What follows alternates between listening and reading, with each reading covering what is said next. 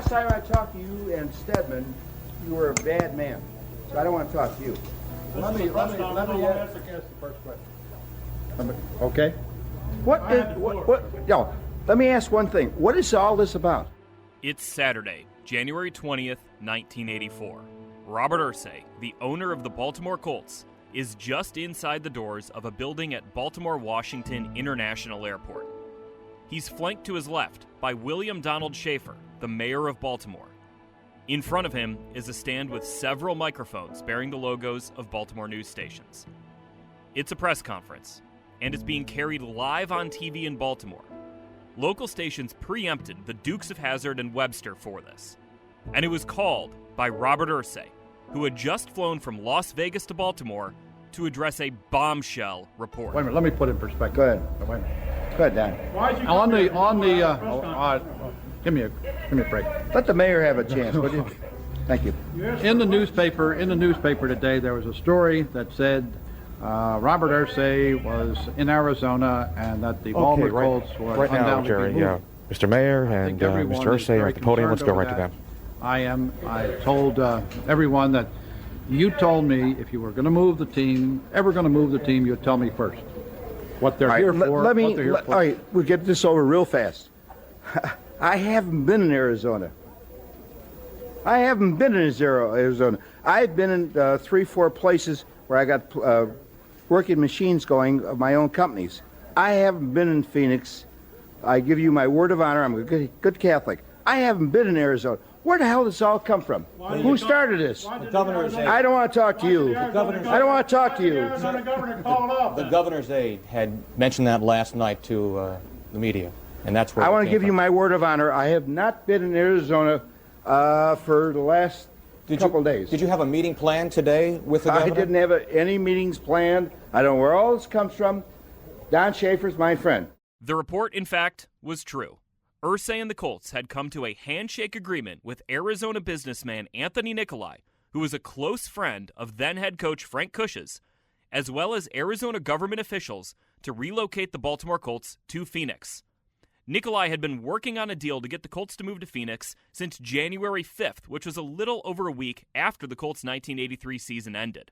A meeting between Irsay, Nicolai, and Arizona Governor Bruce Babbitt was scheduled for Friday, January 19th. And there was a good chance that by the end of that meeting, the Baltimore Colts would have become the Arizona Colts. Back at Colts headquarters in Owings Mills, Maryland, Pete Ward, who's now the Colts' chief operating officer, stopped by general manager Ernie Accorsi's office that Friday and found him finishing up a phone call with Robert Irsay. January 19th of 1984, and I was an administrative assistant. I was down the hall from the general manager, Ernie Accorsi. Jim Irsay was in Tampa for the Super Bowl that year. I was delivering a document to our general manager at the time into his office, and he was on the phone with Mr. Irsay, and he hung up. It was me and one other person, the director of marketing, who was a close friend to Ernie's back then, and he said, "We're moving to Phoenix. We're moving." And he looked at me, and I was cheap labor, and he said, "I'm going to need you to help, with the logistics," because that was part of my job, was buses and things like that.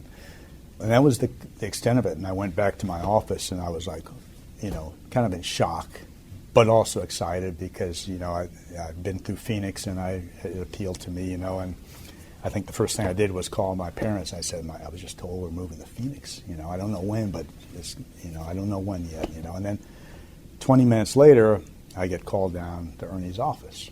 I get paged. Pete Ward come to my office. I went down there, and he's on the phone again. And he hung up the phone. He was with Mr. Irsay. He said, "Yeah, Bob. Okay, Bob. Okay." And he hung up the phone, and he said, "Somebody from the governor's office in Arizona leaked a deal, and he's pulling out. He wants me to call a press conference airport tonight." And then he looked at me, and he goes, "What the fuck is he doing?" That meeting between Irsay and the Arizona folks that was supposed to be on January 19th, it never happened. News of the deal had hit newspapers and radio airwaves across the country. First, the meeting was delayed. Then it was canceled. Nicolai held out hope the deal could be revived, he later told the Arizona Republic, until Robert Irsay showed up at BWI ostensibly to clear the air with that press conference. Now, why would I want to go to Arizona? Did Mr. Nikolai come to you? Mr. Nikolai is a friend of mine.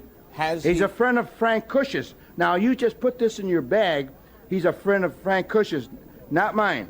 Did he offer you? I don't. He offered me whatever I want, money. I have not any intention of moving the goddamn team. If I did, I will tell you about it, okay? So it's staying here. I said, if I have an intention of moving the team, I will tell you about it. Irsay, with the city of Baltimore watching, was continually pressed by the media on reports of the deal, and he continued to deny there ever was a deal in place. Now, we have no deal with Mr. Tony. Tony is a friend. Anthony Nikolai is a friend of Frank Cush's, not mine. I only saw him once. I can't picture what all this is about. Was that in Chicago 2 weeks ago, sir? He was my guest in Chicago 2 weeks ago. Well, that's supposedly when this deal was formulated, this 51%. There was no deal formulated. Okay. Weren't you supposed to meet the governor of Arizona today? No. Absolutely not. Why did he say that? I don't want to talk to you. Well, answer it. Tell everybody else. I don't want to talk to you. Sir, Any other questions? Why would he say that? Why would he say that? I don't call him. The whole scene that unfolded on live TV gripped the city of Baltimore. A city that, for all the rumors about the Colts leaving over the last 6 or 7 years, collectively didn't believe the Colts would actually pick up and leave. A reporter then asked Irsay if he would pledge to keep the Colts in Baltimore. Mr. Irsay, how strongly do you feel about staying in Baltimore? I'm very strong about it. I have no problems with the mayor. I have a very fine lease. All right?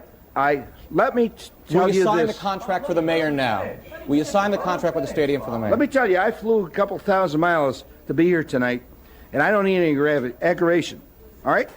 And I only came because of him. Because of him. And I told you I flew a lot of miles today. That's my plane out there. And that burns a lot of fuel. I come over to tell you, I don't know what the hell this is about. Only because Anthony Nikolai made a statement. Now, why don't you make a statement?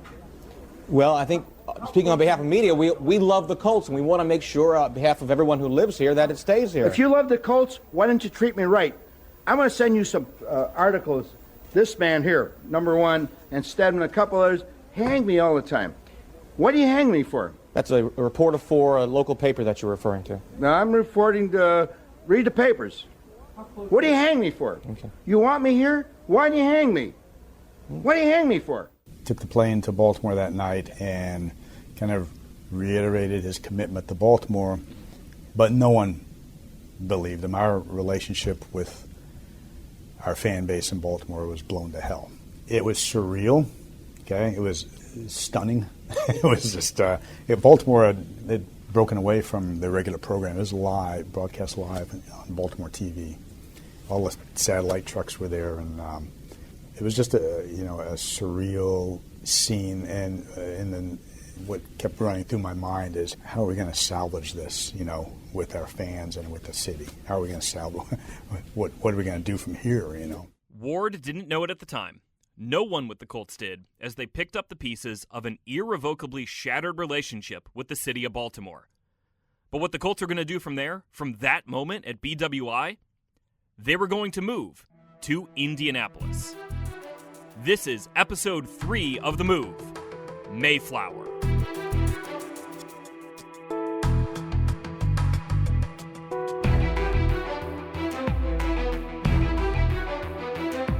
Over the 7 or so minutes Robert Irsay's press conference was on live TV in Baltimore, plenty of people who didn't believe the Colts would skip town, they changed their minds. This was the team of Johnny Unitas, the team that brought Baltimore its first championship and the team that finally allowed the city to compete against its East Coast rivals. But now, folks thought they actually were going to leave. A WBAL TV news special in January 1984, after that press conference, featured some comments from less than optimistic Baltimoreans. One citizen said he felt like Robert Irsay had made up his mind the team was leaving. Another looked into the camera and begged, saying, quote, "Please, do not take our Baltimore Colts away from us." Among those folks trending toward pessimism was William Donald Schaefer, the immensely popular mayor of Baltimore, who stood next to Irsay in that press conference. He shuffled side to side, he gazed down, then up, and he wore an exasperated look on his face. After the press conference, Schaefer, who had steadfastly remained optimistic he would work out a deal with Irsay to keep the Colts in Baltimore, was asked if he was confident the city's football team would stay put. His answer was a strong no, according to the Arizona Republic. That was a significant change in his tone. Back at Colts headquarters, things went back to normal for the football side of the building. Rick Venturi, who's now a color analyst on the Colts radio network, was entering his third season as an assistant coach. The weekend the Arizona deal imploded, he and other coaches were told to not go anywhere and stay by their phones, since the team might wind up being the Arizona Colts within hours, if not days.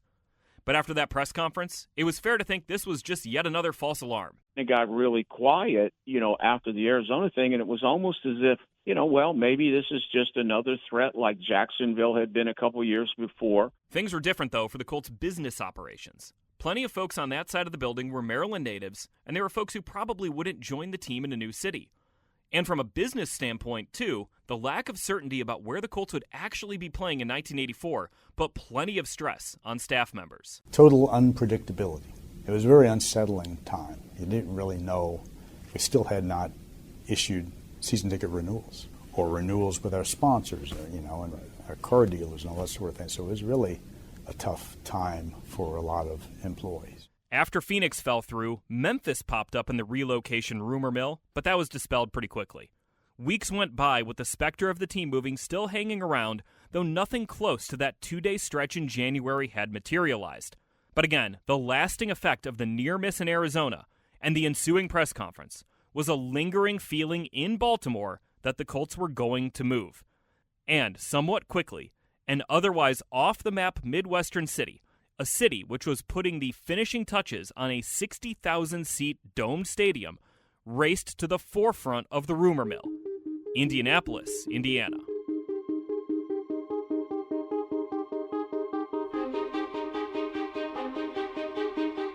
State and local officials in Maryland were aware of the Colts' talks with Indianapolis, which picked up steam in the days and weeks after the Phoenix deal fell through. And negotiations with Phoenix and the city of Baltimore were still ongoing with the Colts, although Indianapolis had a major advantage. They already had the dome Robert Irsay wanted built. Baltimore was nowhere near building a new stadium. They were still negotiating renovations to Memorial Stadium. And Phoenix promised a dome, but hadn't begun building one yet. In Arizona, there was nothing there. Colts owner and CEO Jim Irsay. Oh yeah, come and play in a college stadium, where the college team plays, and as far as a new stadium, we have nothing on that yet for you, buddy. And by the way, you're probably going to have to sell at least 49%, if not 50, to several different businessmen in Arizona. I mean, there was no way. And while some Baltimore officials were still trying to pitch Robert Irsay on staying in town, others realized they were out of options to cut a deal with the Colts. And perhaps it was time to operate not with the olive branch, but with the bayonet.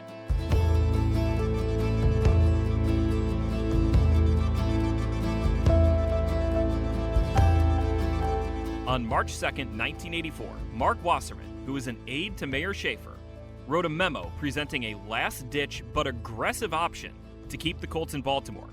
It read, quote, "I can't help but assume that Irsay has himself so boxed in that there is almost nothing left but for him to move the franchise. Even if the Indianapolis deal were to fall through this morning, the situation here is so badly deteriorated that it would be virtually impossible to think that he would or could remain here. I find it hard to believe that we are going to sit back and watch him go without so much as a whimper after the mistreatment that we, you, have been subjected to. For my money, what little there is, we ought to take our best shot and complicate the move any way we can. I recommend that you consider seriously seeking council passage of a condemnation ordinance today, and couple that with seeking an injunction. A condemnation ordinance, otherwise known as eminent domain."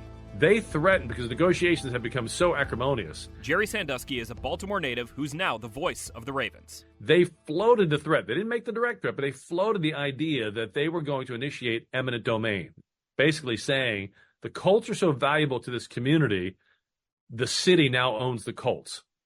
Kind of like a dictatorship taking over the oil factory or the lumber factory. You've probably heard of local, state, or federal government officials claiming eminent domain over private property to build infrastructure, a highway, public works, etc. But claiming eminent domain over a football team? That's a stretch, right? You'd think so, but earlier in the decade, the city of Oakland claimed eminent domain over the Raiders when Al Davis eyed a move to Los Angeles. The Raiders took the city of Oakland to court, and the eminent domain claim was dismissed with prejudice, meaning it could not be refiled. The city of Oakland, though, appealed to a higher court and had the ruling reversed in 1982. The case would go to trial. In granting the appeal, the court cited a government code that read, quote, "A city may acquire by eminent domain any property necessary to carry out any of its powers or functions." Effectively, if Baltimore could show having the Colts, a team so entrenched in their community and so entwined with citizens' civic pride, was necessary to carry out the city's powers or functions, maybe it had a shot, at least to mess things up for the Colts. The case of the city of Oakland versus the Oakland Raiders was still ongoing in 1984. There was a lot going on about the stadium, about eminent domain, about trying to do something to force the team to stay in Baltimore. Jane Miller was a longtime reporter for Channel 11 in Baltimore. And I think there was some skepticism generally about whether you could do that. The Raiders, despite ongoing litigation with not just the city of Oakland, but an antitrust suit against the NFL, still were able to move to Los Angeles in 1982. Al Davis had made plans to move to Los Angeles long before the 1981 season ended, which was a much more normal relocation timeline. As far as Baltimore was concerned, because the Colts hadn't entered an agreement with another city, maybe they had a shot to really mess things up, or force Robert Irsay to sell the team to an owner who would keep them in Baltimore. It's very clear, what the eminent domain law was and what it potentially meant to destroying your business, but what's even more clear is their intent to fight. That's the message, I think, that forced them to make a decision.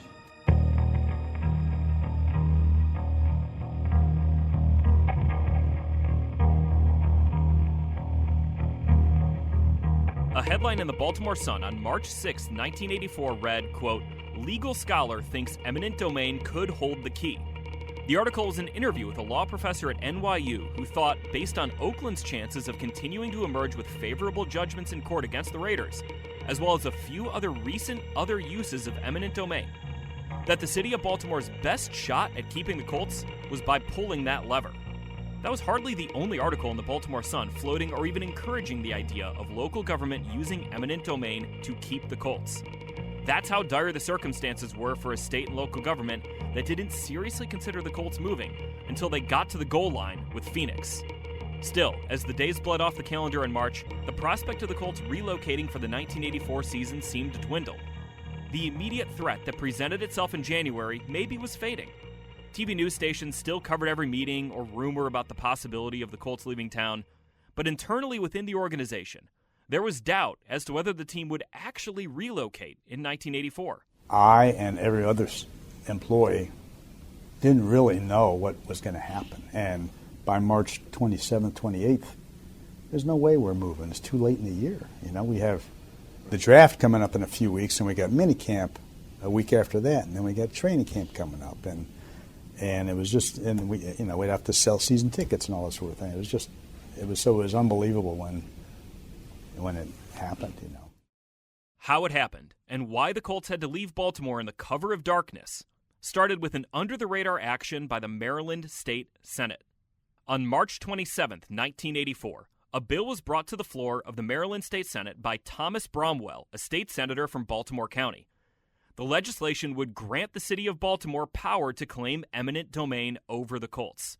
According to a Baltimore Sun news blurb in the morning paper on March 28th, the bill, quote, slipped quietly through the state Senate by a resounding vote of 38-4. It was expected to fly through the Maryland House and quickly be signed into law. But for the Baltimore Colts, there was nothing quiet about the bill passing through a chamber of Maryland's assembly with very little opposition. The message was clear. The state and city government were coming for the Colts. So what did the club do? I lived at an apartment called Morningside Heights where a lot of the players lived, and it overlooked the complex, so I was that close. Jon Scott was the Colts equipment manager in 1984. So that was a Tuesday, and about 10 o'clock at night, I get a telephone call. Pick it up, and I recognize the voice right away. It's Jim Irsay. And it's, Johnny, as Jim talks, you know. I just talked to my dad. We're moving. It's 27th at night. And I go, oh my gosh. I said, when? He said, tomorrow. I'm like, oh my gosh. Then I said, Phoenix? Fingers crossed. And there's a long pause. He goes, no, Indy.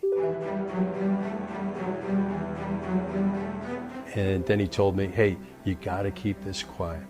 You can't tell any of the staff working with the Colts. You can't tell your friends. You got to keep it quiet from your family. I'm going, oh my gosh, what is going on? And it was, you know, didn't know at the time that the state of Maryland, city of Baltimore, they're trying to get the team to eminent domain. Colts Vice President and General Counsel Michael Chernoff recalled seeing the eminent domain blurb in the Baltimore Sun, tucked away in a notes section deep within the paper, and feeling like, as he told the New York Times later in 1984, quote, they were putting a gun to Mr. Irsay's head and cocking the trigger. And for Irsay and the Colts, they didn't have time to figure out if that gun was loaded or not. The bottom line is they forced him to move because they were going to, you know, eminent domain means, for those people who've never heard of the laws, is it means, you know, the city, you know, we're building a new highway for the public interest. We're going to, you know, claim your house, and it says your house is worth $200,000, so you don't have a choice. Here's $200,000. Get out of your house because the highway's coming through here. They were going to try to use that on the football team. That, okay, we're taking the Colts because it has to stay here for the public interest.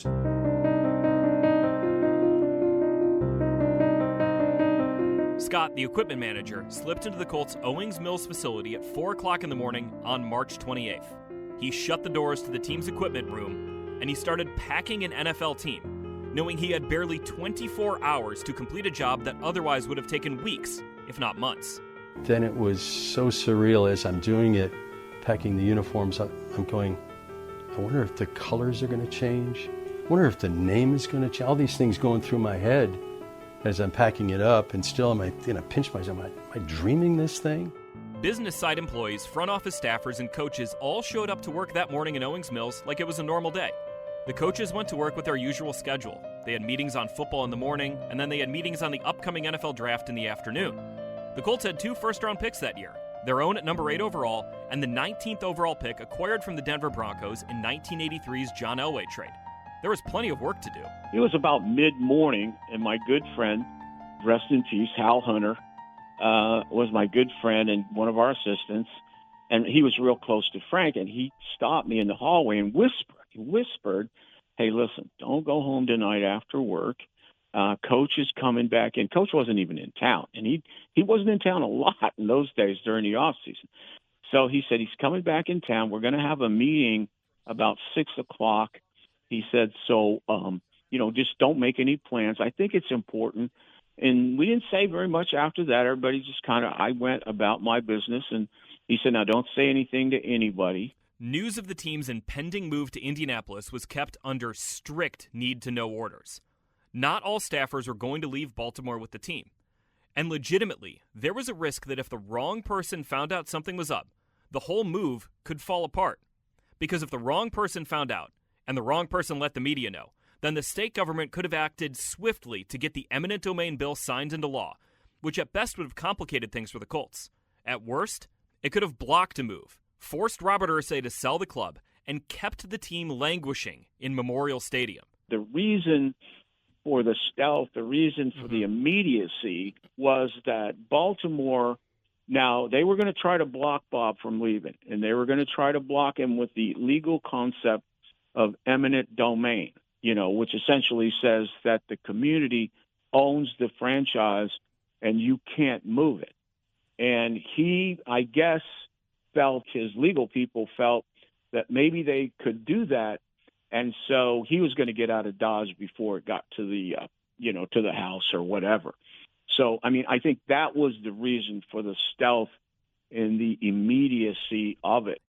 As the hours ticked away, and as employees began getting ready to go home, not knowing it would be their last day of work for the Baltimore Colts, Pete Ward was summoned to Jim Irsay's office. For the second time in 1984, Ward was told the Colts were moving. Late in the day, Jim calls me in his office and says, my dad says, we're moving tonight to Indy. Go home, get your personal life in order. I live like 5 minutes away in an apartment, but be back here by 10 o'clock because all the trucks are going to arrive and you need to help bring some semblance of order to the move. And I had very few possessions and not much of a personal life, so that part was easy for me. One of Ward's first orders, make sure everyone who sticks around to pack the team up stays safe. After the Phoenix thing, I had to hire a guard company with guard dogs because we were getting death threats and bomb threats. We had them on call, and right after I was told we're moving, I called them up, and we had security there. Most employees left work that day not noticing or thinking anything was up. The Colts facility was 2 stories, with the football side of the team's operation on the first floor and the business side on the second floor. But one eagle-eyed staffer, a guy who stayed late after work to play racquetball at the facility. Yes, it was a facility that had a racquetball court. Noticed something strange as he left work. Everyone else has to be out of the building, and it was a short list, and we were waiting for Walt Kukowski to get out of the building because he was playing racquetball, and we're like, because he wasn't on the list to come. There's one gentleman who's a great guy. He was our PR director, a young man. He was only 23 years old at the time. He was our PR director, And I went home, and he called me at home. And he said, Pete, something's going on here. I was leaving the office, and all the coaches' cars are here, but all their doors are closed.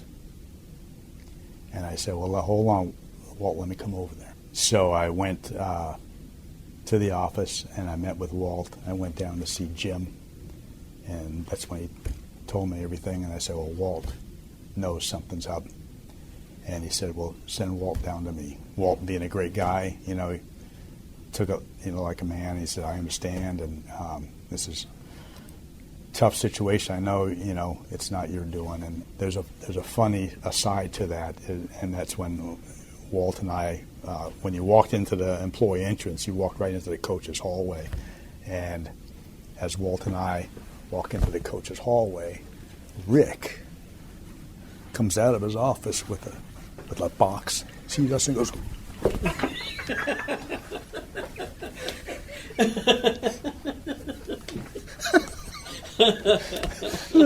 what the hell, man? That was Rick. So Walt went home, and as far as I know, he never told anybody. He gave his word to Jim. He never told anybody.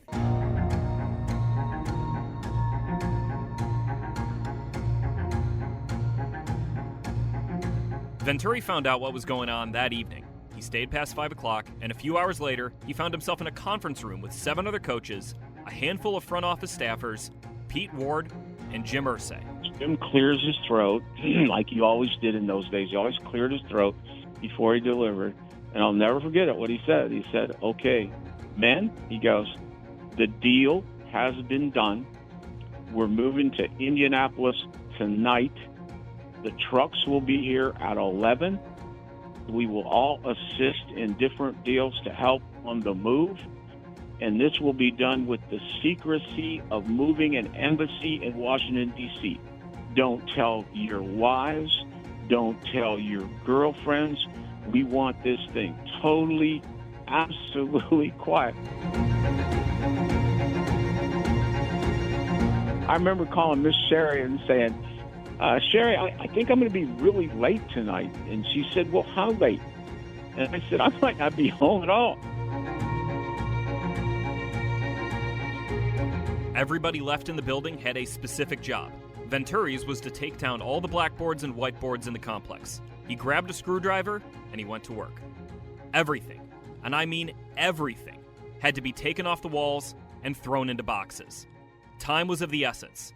Anything that didn't make it onto the Mayflower moving trucks, which were a few hours from rolling into the team facility, might not make it to Indianapolis. Anything left behind could be caught in legal limbo the moment Baltimore claimed eminent domain over the Colts. So everything that was essential to the operation of a football team had to be on its way to Indianapolis in just a few hours. Back in Indianapolis, the work folks like David Frick had done prior to March 28th paid off. The city of Indianapolis and the Colts were on the same page for the terms of a deal to relocate the Colts. Guaranteed attendance, a favorable loan, a new training facility, stuff like that. Mayor Bill Hudnut had already secured moving vans through Mayflower, whose CEO happened to be his next-door neighbor. Mayflower had a convoy of 11 moving vans ready to head east down Interstate 70 to go get the Colts. So when Robert Irsay called Hudnut at 11 o'clock in the morning on Wednesday, March 28th, to tell him we're coming to Indianapolis, the city was not just ready. They were ready right now. Indianapolis didn't build the Hoosier Dome so they could secure a team overnight. They built it thinking the NFL would expand to their city sometime in the 1980s.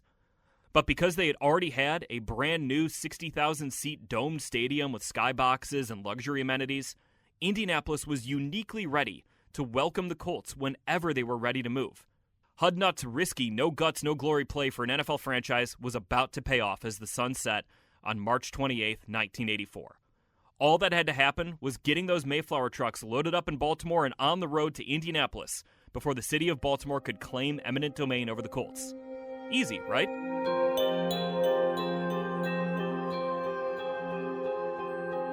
And right at 10 o'clock, all the trucks arrive, and they're coming in. It's dark. We're kind of in a rural area, and they have their lights out, and they're all Mayflower vans, and a bus comes in. This is how spooked the Colts were at the wrong people getting wind of what was happening.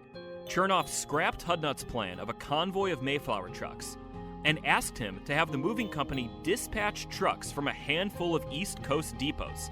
The drivers were to arrive at the Colts complex in Owings Mills after nightfall, but they were not to be told their destination until it was absolutely necessary. So finally, it was time, and I swear, I remember standing outside waiting for the trucks, and it was dark and it was snowing. And when that first truck went in the first gear, and in Owings Mills back then, you had to climb a big hill to get to our parking lot and the complex. And I said, my God, the whole state of Maryland could hear that. Hudnut earlier in the day had called Mayflower's CEO, John B. Smith, at about 11:45 a.m., and he told him, send the trucks. Meanwhile, the folks who were swiftly packing up boxes needed some help getting those boxes onto the waiting moving trucks.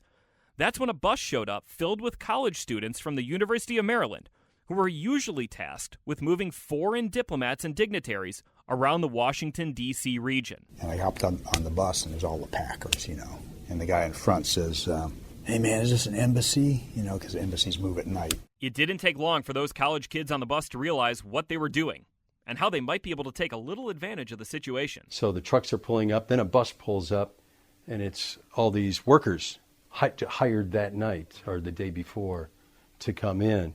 And then they started taking a lot of the boxes that I had going on the Mayflower trucks. So I'm kind of watching these guys.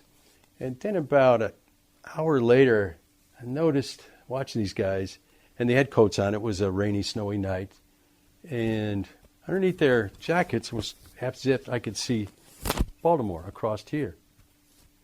But I had heard earlier that these guys came from Washington, D.C. And I'm thinking to myself, wait, but these guys are Redskin fans. Why do they have, and you know where I'm going with this, they would go in the back parts of these rooms, put on a jersey, put on a Colts shirt or hat, whatever, put their jacket back on, and then walk out, and then they were ripping us off, And these guys were gaining weight. Looked like he was 190 pounds. Now he's 240, He's like the Michelin Man. Yeah, they were stealing stuff right and left. It was mass chaos. So I got with the guy in charge. I said, hey, something's going on here. Whatever it is, you need to get with those people. He goes, okay, I get it. Give me 15 minutes. So went back in the locker room. There's a mountain of stuff. There's footballs, jerseys, hats, all in this big pile, these guys had taken from. I'm sure they got off with some. The scene at the Colts facility was utterly chaotic. How could it be anything but? A handful of people were trying to move an NFL team as fast as they could. Organization was not at a premium. It wasn't like, okay, let's do this office and this office. So I couldn't be everywhere to label boxes. It was just mass chaos. And so that's how things end up being packed and shipped. And when we got to Indianapolis, there was just a big pile of boxes and desks and, Weed Eubank's hat and the footballs and everything. As snow and darkness fell in Owings Mills, that sleepy, somewhat rural Baltimore suburb, the move was going according to plan, at least as planned out as moving an NFL team with a few hours' notice could be. Nobody outside the building had let it slip that the team was about to skip town. But at some point in the night, Ward had to call up the Colts football video guy.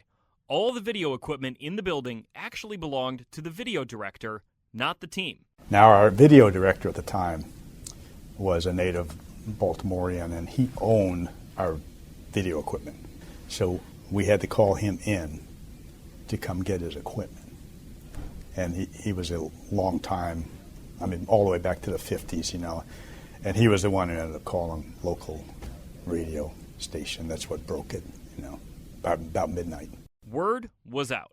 Shortly after the news broke over the radio airwaves, the pitch-black, snowy darkness outside the Colts complex was broken by the glowing lights of TV trucks. News crews were quickly dispatched to Owings Mills. That was before cell phones and everything else. Jane Miller, the longtime Baltimore news reporter, was quickly sent to Owings Mills to report that night. Clearly word got out that they were moving. So I hustled out there, and it's in Owings Mills, which is it's a suburb of Baltimore City. It's probably about 25, 30 minutes outside the city. It was a nasty night. It was dreary weather. It was like a wet snow that was falling by the time the sun came up. John Ziemann, the leader of the Colt marching band, worked at a local TV station in Baltimore. He and his wife Charlene, who was also involved in the Colt band, were out that night doing auditions for the 1984 season. At the time, I worked for WMAR TV in Baltimore in studio operations. And the night they moved, I was auditioning new drummers because at the time I was also in charge of the percussion line, the drum line. My wife Charlene was auditioning new flag line. For some reason, I don't know why, we didn't turn the radio on going home. And I got home. My son Christopher was 4 and Patrick was just born. He was a month old, maybe 2. And the babysitter just looked at me coming in. I thought something happened to one of the boys. And she just pointed to the TV, and I saw Mayflower, and I saw the name Baltimore Colts inside the building, and I knew it was Hitler. Ziemann was dispatched to Owings Mills to help with WMAR's coverage of the night. He was one of the few people around Baltimore who, for years, truly believed the Colts were destined to move. But as he watched those green moving vans get loaded up, the emotions he felt were difficult to process. Ziemann was a true Colt fan, someone who was intimately involved with the team, and someone whose civic pride swelled when he played the Colt fight song before games.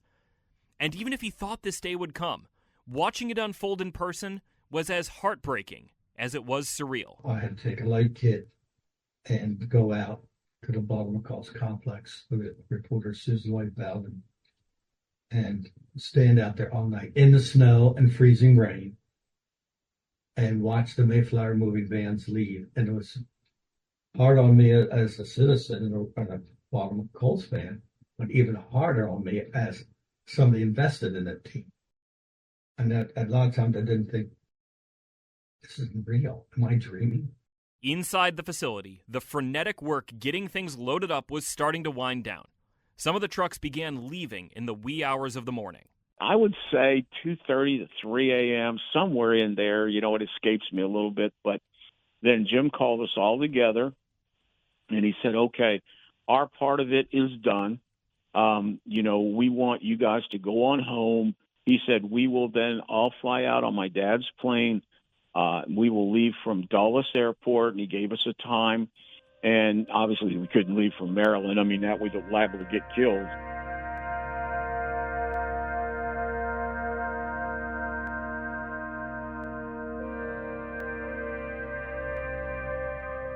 But leaving the now barren Colts complex was not going to be the easiest thing for anyone there. The presence of news crews complicated things.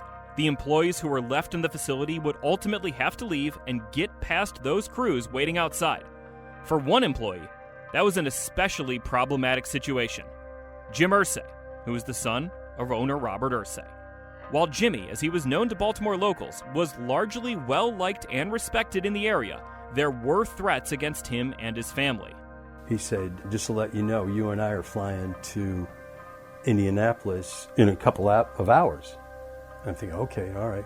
He goes, we got to get some sleep. Are you almost done here? I said, yeah. He goes, I can't go home because there's been death threats on my family, everything else. I said, well, wait a minute, we'll just go to my apartment. He goes, yeah, but you're going to have to sneak me out of here. I said, well, okay, we can do that. So we went in my car. I'm driving. Jim's in the passenger side. I have this big blanket in the back. I throw it over him. Now, as we're going out, of course, there's a lot of news people, and they got their cameras and everything, and I'm pulling up. They're stopping me, and they're taking pictures. I roll down the window. I say, hey, can I help you?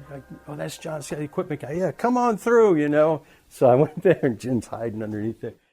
As dawn broke on Thursday, March 29th, some employees, those ones who left the day before at 5 p.m., trekked through the snow and slush to the Colts complex. A handful of longtime fans showed up to see the sight of their team leaving Baltimore for themselves. The mood among the folks outside the gate, or people watching things unfold on the morning news, or Colts fans in general, was a mix of the 5 stages of grief. There was denial. I was doing an internship at a TV station, and it came across the AP Wire story. Jerry Sandusky is a Baltimore native who's now the voice of the Baltimore Ravens. That the Colts had moved, and I read it a couple times before I could digest it, because it was like saying, you know what, Christmas no longer exists. There's now only 7 months in the year. It was like all these impossible thoughts that hit you all at once. There was anger. When you have to sneak out in the middle of the night, don't inform your vested employees of your intentions. I don't want to work for people like that. There was bargaining. You never forget the Colts. Are you going to go on wearing that hat? Absolutely. We're still going down our convention in June, in Ocean City to Corrals. We're not going to stop just because the team's gone. The band didn't stop in 50 and 51, so why should we stop? We'll be here when the new Colts come in. There was depression. I saw my father cry twice in his life. My father was born in 1919. He died in 92. I saw him cry when his sister died, and I saw him cry when the Colts left town. And there was acceptance. The last person out, the very last person out was a gentleman by the name of Walter Katowski. Walter was the PR director. And he came out, and I'm paraphrasing, and said, guys, don't stand out here in the cold. They're gone. And he closed the gate. And that was it. Whoever you believe was to blame for the Colts' overnight move, whether that's Robert Irsay, the state legislator, eminent domain, whoever, whatever, the impact on scores of people was profound. They hadn't just lost their team. They went to bed on March 28th as Baltimore Colts fans. They woke up on March 29th without a team, without a piece of their identity, and without a part of their city. And the speed with which that happened, with they had a part of their identity ripped out of them, that is a big part of why the hurt still lingers in some people in Baltimore. Jon Scott began packing up the Colts equipment room around 4 a.m. on March 28th. Coaches and front office staffers joined the efforts around 6 p.m. And within 24 hours, the Baltimore Colts were gone. I mean, it was unbelievable. You know what? In 24 hours, in other words, when that complex in Baltimore closed, let's say at 5 o'clock, it was a fully functioning complex, as you would know today. Equipment rooms, everything. You know, by 4 in the morning or 5 in the morning, it looked like an empty airplane hangar.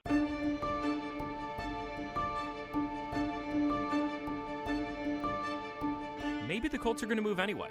They almost left for Phoenix 2 months prior. And Indianapolis put together a strong bid to land the team. They met every one of Robert Irsay's requests while opening the Hoosier Dome with its 60,000 serendipitously colored blue and white seats. But when the Maryland State Senate overwhelmingly approved eminent domain legislation, signaling it was a matter of when, not if, the city of Baltimore could try to seize the Colts, it forced the team's hand. Sure, the courts could have got involved, and maybe the city wouldn't have been successful. But any ongoing litigation could have, at the very least, complicated things for the Colts as they looked for their exit from Memorial Stadium. The Colts had a good option awaiting them in Indianapolis. Why wait around and see what could have happened in Baltimore? Not necessarily eminent domain, because that was a reach. Right. That was what spurred the move to be that night. Yeah. But a judge could have temporarily issued a stay, and so and actually we had stuff that was still there for another year and a half, because he was able to sign an order first thing in the morning that we hadn't yet shipped. So we had things that were in Baltimore for another 18 months or so. The morning of March 29th, the Maryland Assembly quickly moved the eminent domain bill through committee and then to its floor, where it easily passed. By noon, Maryland Governor Harry Hughes signed it into law, saying, according to the Baltimore Sun, quote, "I don't like having to do something like this, but extraordinary circumstances made it necessary." The Colts are an integral part of the Baltimore community and the Maryland community. If this is necessary to assure that the city can make the last-ditch effort to keep the team here, then we have to do it. But folks in Baltimore and officials in Maryland had plenty of chances to keep the Colts in the years leading up to 1984. Memorial Stadium had been a problem for a decade and a half, dating back to Carroll Rosenblum's days as the Colts owner. Government officials responded by shutting down a plan to build a dome stadium to house the Colts and the Orioles, and then by putting a referendum on the ballot that eliminated any chance of building a new stadium in Baltimore. Fan support was dwindling, falling hard from the sellout streak in the 1960s to under 30,000 fans for some games in the 1980s. Mayor William Donald Schaefer did everything he could within those boundaries to keep the Colts, but he was not able to do the thing that could have kept the Colts in Baltimore, and that's build a new stadium. It's one of life's lessons, right? I don't know what else to say. Nestor Aparicio is a longtime Baltimore radio host. If there's not enough money, the business closes and you don't get to eat the ring dings you love there anymore, right? Like, if enough people don't support it. But the narrative in Baltimore quickly and strongly became, as Mayor William Donald Schaefer told TV news stations outside his home on the morning of the 29th, that the Colts had to sneak out of town. The narrative was that Robert Irsay did something despicable and dishonorable. Overnight, the team moved. That's classless. To this day, Robert Irsay is still hated by Baltimoreans old enough to remember March 28, 1984, because of how that night played out. But the way his son observed it, a few things were true. Robert Irsay didn't really want to move the Colts, but he needed a new stadium, and the state of Maryland pulling the ripcord on eminent domain was the reason why Robert Irsay had to get the hell out of Baltimore overnight. I would just tell anyone who wants to vilify my dad about moving the team is totally wrong. I would say if it's right, look at when my dad's wrong, I'll tell you he was wrong. When he's right, I'll tell you he was right. And that's just the way I am with myself or anyone else. I mean, I'm not going to, the truth is that there was no question he was forced to move. Indy just did something which is unheard of, is they built a new stadium, and back then a dome stadium, which there were very few of, and they didn't have a team. It's like, what? Indianapolis's government officials and business community, meanwhile, put their reputations on the line to construct the Hoosier Dome. Their bold actions, building a 60,000-seat stadium without an NFL tenant, set the city up to welcome the Colts with open arms on March 29th, 1984.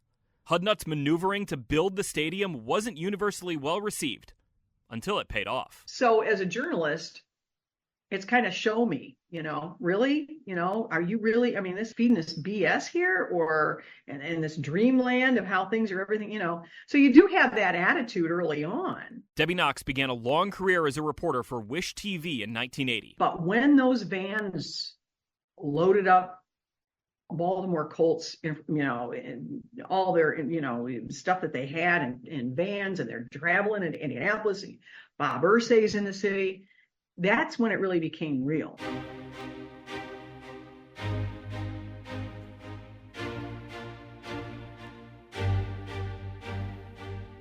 So beginning on March 29th, 1984, the Baltimore Colts were now the Indianapolis Colts. They did it. The team moved. Now what? We didn't really know where to be. We didn't have, we didn't have phones. We didn't have anybody to answer phones. We didn't have stationery. We didn't know what our address was. We didn't have a copier, all that stuff. It was just like, wow, starting a franchise from scratch, except that you had your players and your coaches under contract. The story of what came next after the Colts arrived in Indianapolis, and how, on remarkably short notice, an NFL team got off the ground in a new city with just over 5 months before the season started, is on the next and final episode of The Move, Aftermath.